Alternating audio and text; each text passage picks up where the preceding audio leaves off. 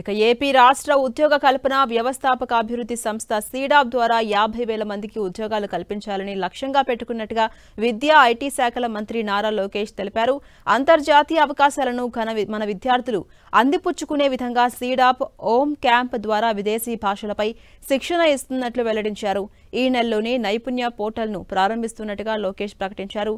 SEEDAP Indo Euro synchronization and German health care సంయుక్త భాగస్వామ్యంతో అమలు చేస్తున్న అంతర్జాతీయ ఉపాధి కల్పన పథకం కింద 14 మంది నర్సింగ్ ఆరోగ్య సంరక్షణ నిపుణులను జర్మనీలో ఉద్యోగాలు కల్పిస్తూ కాల్ లెటర్స్ అందాయి. కాల్ లెటర్స్ అందుకున్న అభ్యర్థులను ఉండవల్లి నివాసంలో మంత్రి నారా లోకేష్ స్వయంగా కలిసి అభినందించారు. తొలి బ్యాచ్లో సీడాప్ ద్వారా 171 మందికి శిక్షణ ఇవ్వగా ఇప్పటికే వివిధ విభాగాల్లో 40 మంది ఎంపికైనట్టుగా తెలిపారు. మరో 14 మంది త్వరలోనే జర్మనీకి వెళ్లబోతున్నట్టుగా వెల్లడించారు.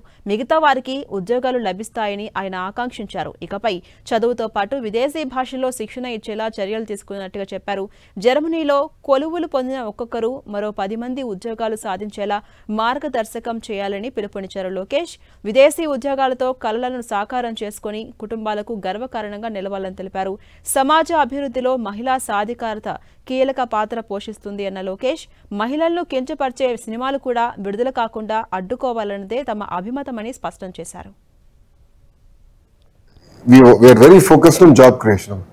మన రాష్ట్రంలోనే కాదు, మన దేశంలోనే ప్రపంచంలో ఎక్కడ ఉద్యోగాలున్నా మనోళ్ళు ఉండాలి. ఇప్పుడు సీఎం గారు విజన్ ఎట్టుంటుందంటే, ఇప్పుడు ఐటీ ఆయన హీ సెన్స్డ్ ఐటీలో పొటెన్షియల్ ఉందని సరైన నిర్ణయాలు తీసుకున్నారు.